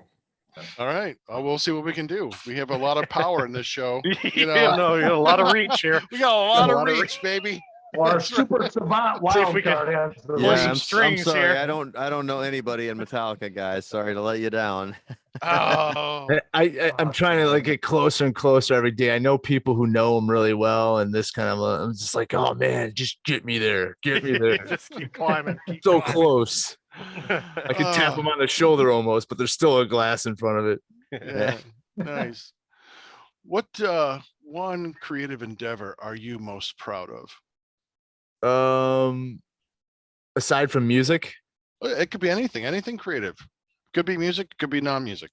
that's just the Halloween portion. I like to decorate the house and make props and stuff. I'm not like anything great at it. You know what I mean? I'm not like a Tom Savini when it comes to making things blow up out of your head and cool looking animatronic props. I just have fun tinkering and kind of like in my garage I have a whole setup in there where I just kind of like go in there and just see what happens. I'm gonna make a hand move or I'm gonna make a mask or whatever. So that I dig that. I don't do it as much anymore. I don't really have much time for that, but I still like it every once in a while when I get the opportunity. Yeah. So you're a big celebrator of Halloween. Do you remember the first costume you had when you were a kid? Yeah, Jason mask. It was a Nice. glow in the dark one. I thought it was the coolest thing. I told my dad, I was like, "Do you want me to go outside and scare somebody? I'll do it. I'll do it." How old were you? 8 maybe. Nice. It's a good age for being Jason. Why I mean, not? It was You cool know? because my neighbors, they had a haunted yard in their bed, like and it's still going on to this day. But like they always had a haunted yard. Like around Halloween time, they would have people walk through the yard, and it started off as a small thing, and then at the end, there's a garage scene with a chainsaw, and the guy Leatherface would chase you down the street and shit like that. It was great. Yeah. But I was exposed to it really young through my buddy, who's my neighbor, so kind of kick things off pretty quickly. That's awesome. So what's your favorite Halloween candy to eat? Like when you brought home trick-or-treating, man, what was the one candy that you were happiest to eat? There's only one answer. Oh, it was and still is. I steal my kids' candy all the time, when they're not looking, dude. They came home this year with this huge bag. I'm just like, yeah, take the nerds. I'm gonna take all Nerds. Nice. I'm gonna take all the purple nerds. Fantastic. Like the strawberry ones. Stuff. Yeah. Oh, those That's, are good. In the almond joys. I enjoy those. Those are good. That's fantastic. What would you tell your childhood self about being a professional musician? Wait till that show on the February 12th, 2022. Wait till you get there. Wait till you see that one. Then you know you made it. That's right. Sorry, go ahead. the future will hold many crevices in front of Yes, it's Yeah. a beaver buffet. You'll understand when you get old enough. That's Might not right. make sense. 2 words, beaver. you know what? The one The thing I name of do, this song is Nom Nom Nom Nom Nom Nom Nom. the one thing I will say though, I mean, like, I'm thankful the fact that I didn't, get in this position now at an earlier age, because I feel like things would have been a lot more difficult, in a sense of like being exposed to all this stuff. And like, I just don't know if I'd be able to handle myself. You know what I mean? It just Yeah. like, it would be insane. Like now I'm not wise by any stretch of the imagination, but I would say at least now I kind of can make decisions that are kind of somewhat responsible. And otherwise I would have been dead. You know what I mean? So it's like, Right. My early self, I would just say, just do what you're doing. Don't, I don't know. I'd be I don't know what the hell I'd say. First of all, don't sell that Les Paul that I sold when I'm like, don't do. I mean, it's more about guitars. Like, there's some guitars that I had. I'm like, oh, what are you doing? You know what I mean? And I wish I had them. One of these days, I'll get them back. Yeah, there you go. They'll come back. They'll come back. Right. Well, speaking of beaver buffets and just eating, what's your favorite food to eat on the road? Like when you're on tour, like is there something you got to eat? I mean, it was the only segue I could make, man. You go for Nice. beaver buffet Real- or your favorite real food to eat. I'm smooth. thinking, I know what I like to eat. Cherry pies, Nice. pie, beef jerky, Tacos. That's what I was Right. thinking. Exactly. gas What station food. Oh man, I love the gourmet Food. spread they have at Speedway. Yeah, Oh, those hot dogs have been rolling around for 3 or 4 Oh, yeah. days. Roller dogs. Oh. Yeah. No, but I mean, in Europe, actually, it's like we played Greece in 2019, and the food was unbelievable. Like some of those places, it's really great. In the States, it's like it's gas stations. It's just kind of like, we'll stop and get food every once in a while. That's worthwhile, but it's like, yeah, I don't know. I'm just trying to be as efficient as possible. I don't know. I don't get too crazy, I guess. But I will say when I'm in Europe, that's where it's at. Like eating up all that stuff. I like, exotic food or whatever you want to call it. Well, everyone who's talked about going to Europe versus like playing here, they said they cater to you like no one's business. They give you everything you want on your rider. They give you all the best foods. They're taking care of you the best way. And it's like, it kind of makes me sad that, bands can't get a break here, and get that kind of treatment. But over there, they're, just catering to you and making sure you're taken well care of, Well, here's the thing. Like in Europe, the thing is like the countries are essentially close. There's not a lot of like, if you think of the US is so spread out. Now, they still do like if we play LA, for example, or New York City, I mean, they take care of you. They still, it's pretty good. I mean, now granted, it's not like a festival that we're playing that's doing, but they do take care of you, but it's just the big cities. So it's like the New Yorks, the LAs, the, Dallas, all these big city type place, Chicago. But everything in between, you have to play those cities too. So those are the kind of like, that's what's offset. So in Europe, especially when you go during the summer, it's the festival season. So it's almost like every show you're playing is kind of a big deal. And that's what makes it like that, I feel like, because it's just all so close together. So, you know what I mean? To go to the Netherlands, to the southern part of Germany is not really that far, relatively speaking. So, you can get to the tip top of Germany, to the bottom of it, within, I think it's like 10 hours or something like that, maybe. You can be in Switzerland, then head on down to Italy in the same day, So, That's Yeah. pretty crazy. Yeah, it'd take you 3 days to drive across Texas. exactly. Right. Dude. Yeah. Right, See? right. Do you collect memorabilia at all? And if so, like, what is your favorite piece of memorabilia? No, I really don't. Like, people have asked me if if I collect anything, but I have a studio and like shit's so freaking expensive, dude. I don't have any leftover money to buy anything, dude. Really, it's just like gear after gear. Like, my record collection's laughable. You know what I mean? I've got my essentials, I've got my essential CDs in the back. I have some DVDs that I like. That's it, dude. I'm not really able to collect as much. I mean, because like I said, I pour everything pretty much into what my studio stuff. So, and which is fine. So I can do my records. But yeah. So I guess that's my collection. Go to the studio and all that shit there is kind of collectors some way. Universal Audio. That's my favorite piece Oh, of memorabilia. Yeah, I know, right? Yeah, I love that stuff, dude. Yeah, it's the perfect fucking thing. Nice. If a biopic was made of your life, who would you want to play you? Weird Al Yankovic. Nice. Weird Excellent. Al. He's Yeah, got my hey. hair. That's great. I don't know Right, 'cause how many there's- times people have said, "Dude, you look just like Weird Al." And I'm like, "Sweet, give me his bank account." You know, No that would doubt. That's right. No Yeah, doubt. well, biopics being made of him, his Yeah. life. So Yeah. that's crazy. That's yeah, good. I don't know. Yeah, they would have to have my crazy hair or whatever. I mean, I don't know. I got to Would reach he be out to fun to Weird Al. talk to? I know Yeah. that's what I got to reach That'd be out to him. Great. I'd like to That'd ask be him so questions. cool, man. Yeah, Well, if he comes on, I'll let you know, Sean. And, absolutely. yeah, come on, man. You're welcome anytime, man. It's like, dude, why don't you do like Diamond Head covers, man? Why don't you make something funny from that? Yeah, bring the accordion and do some Slayer. Yes.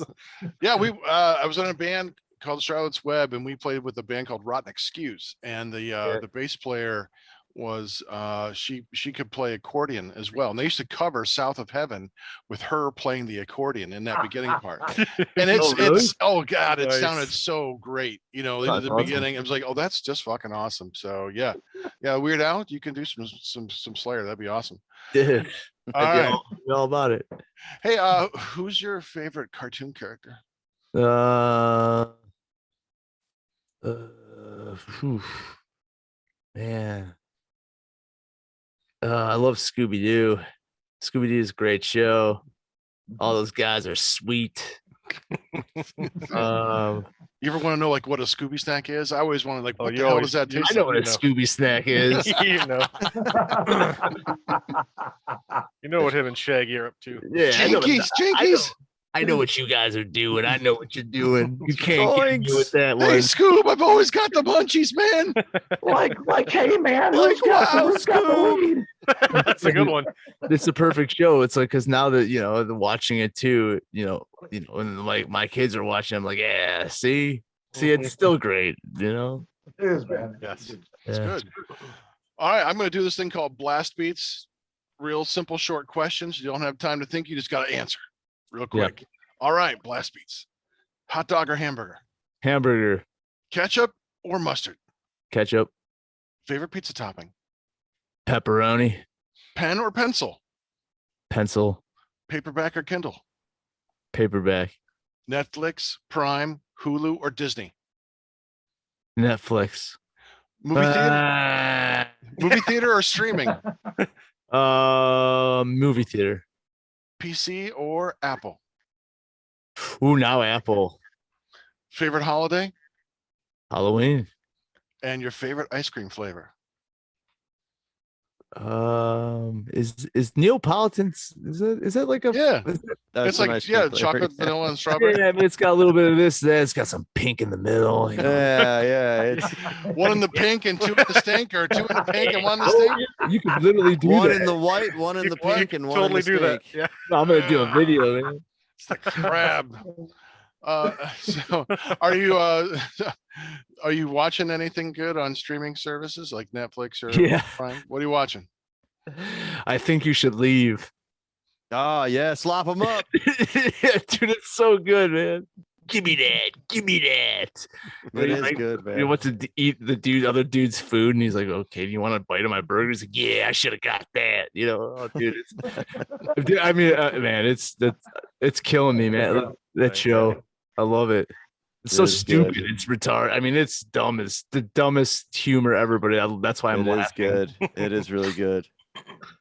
Excellent. I'll have to add that to the list. Yep. Yeah, I've been thinking about watching that. So It's worth it. It's good. cool. Don't send me hate mail if you're like, dude, this is so dumb. It's good. I second it. They'll hate me for it. Don't feel bad. No, we're all about the love here, man. Cool. So what's the one thing almost no one knows about you?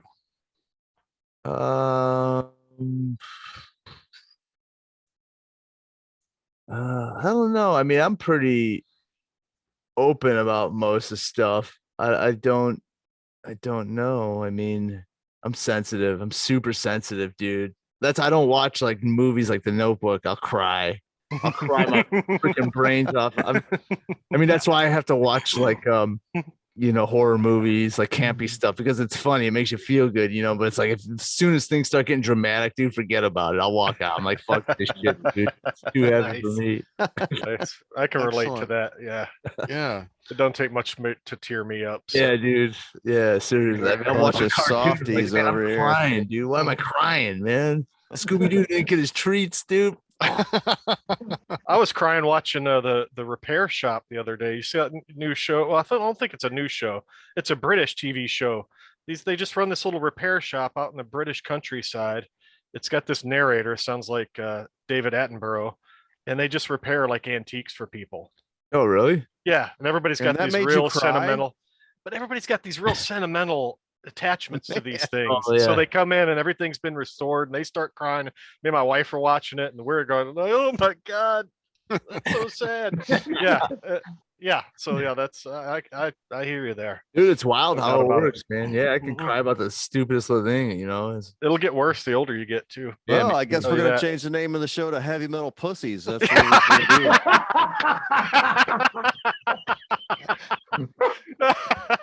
On a very special episode of Heavy Metal Pussies, I can't believe I just took a dump that was the most. Dreadbull unloads emotionally. We're going to talk about the Beaver Bridge on this week's Next week episode, he's Heavy joining Metal The Pussy. View because Whoopi's been canceled. Vic hits you where it hurts. That's Yeah, right. man. I was crying last night when I saw what I saw. I couldn't believe it.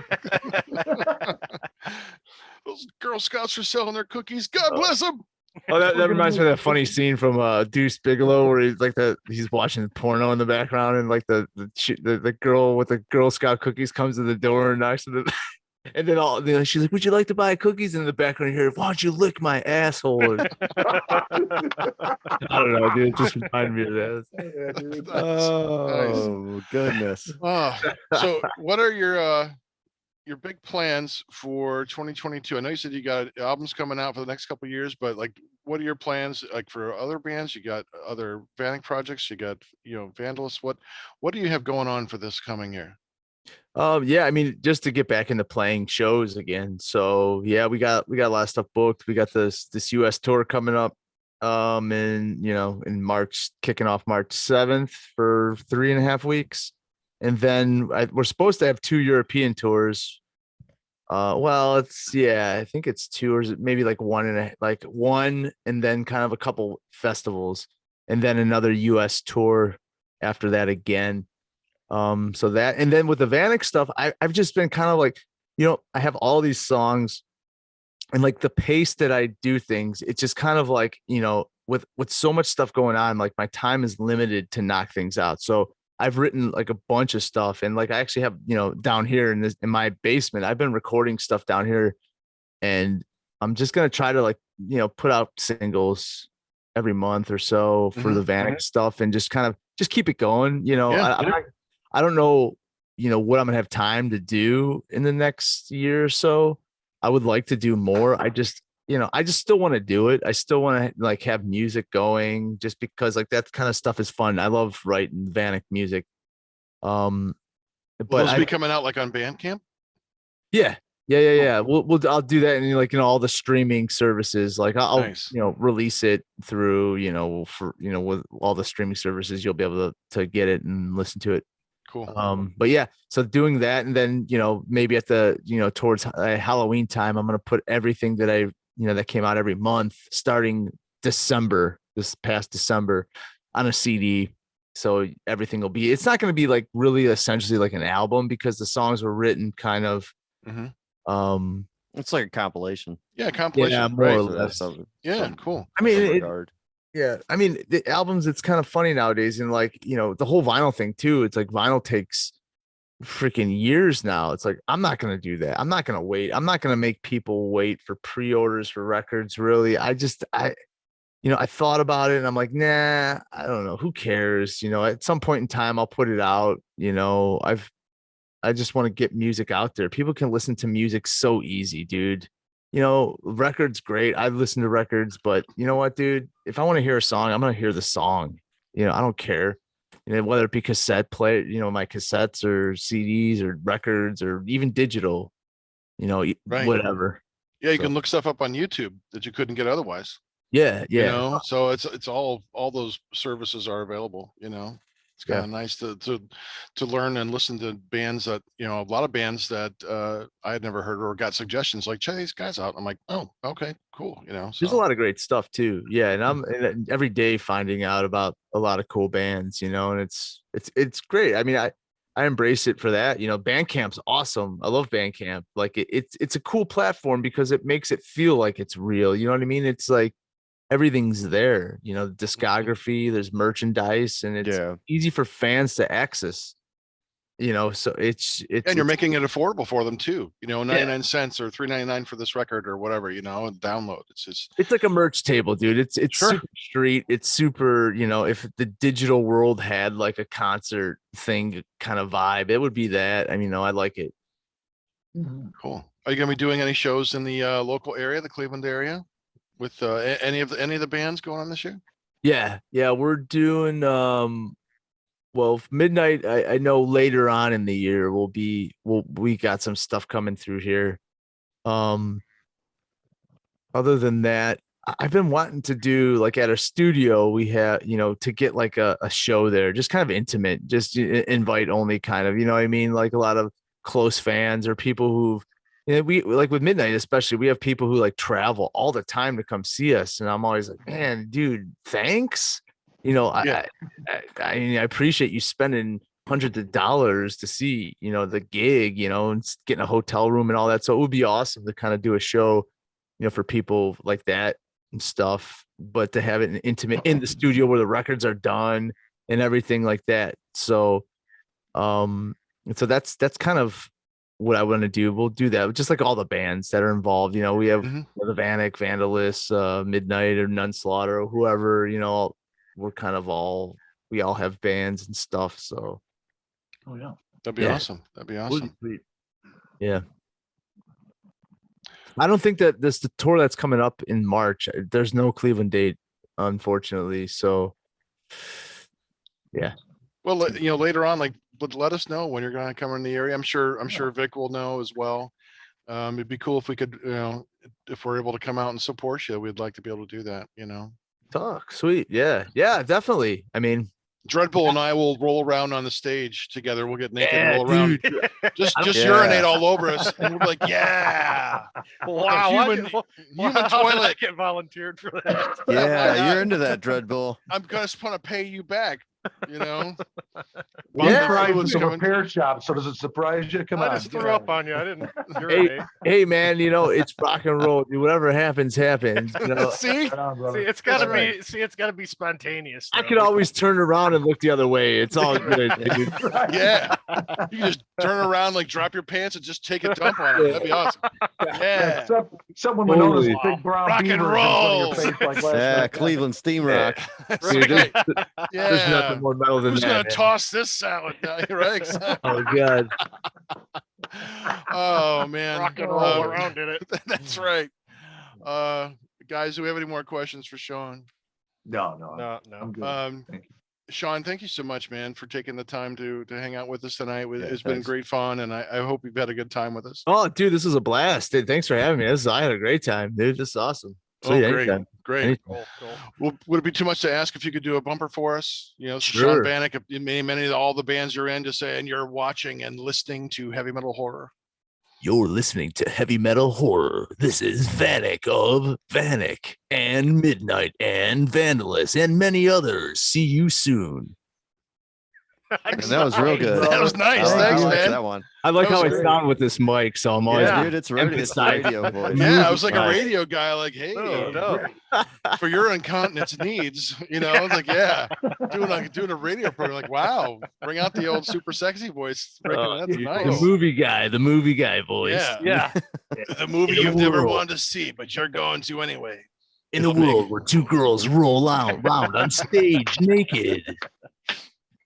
Need a That's Super the- Friends announcer's voice. Meanwhile, at the Hall of Justice, you know, Meanwhile, at the midnight show, the lesbians rolling around in urine. rolling around in Oh, urine, boy. and beating each other out. That's right. That's funny. Oh man. Boy. All right, we're gonna wrap ourselves up. We're gonna when we get ready to do our outro, Sean, you can bring up your horns and join with us. So hey, you can find Heavy Metal Horror on unsaneradio.com. Listen to full episodes or download to your device. You can find us on Facebook, Heavy Metal Horror Podcast. On Instagram, look for Montag Lewis. And here on YouTube, where you're watching, this is the Heavy Metal Horror Podcast. Don't forget to hit the subscribe button. And if you know someone who'd like our show, tell them about us. This has been Montag, Master of Illusion. I'm doing it this time. Oh shit! Dreadbull. I'm like, wait a minute. I was like, waiting, like, where's That going? was really Chop missed long. his cue. Chop missed his Wow. cue. Sorry. God damn you! Wake He's up. like thinking about rolling around here. Like, oh, I'm getting a chop. It's It's working. 1,000 miles It's away. working down there. I'm No, getting no, a you boner. the last comment you said you're gonna wrap yourself up. I'm like, wait a minute, is he gonna use saran wrap? What's he gonna do? No, we're wrapping Oh, things boy. up.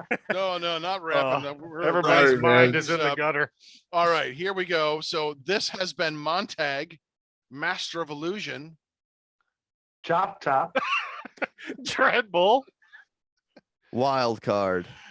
And you've been watching and listening to Bring the Horns Up. Heavy Metal.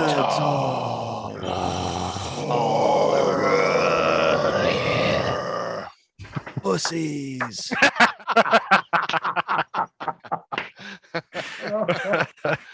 Oh, man.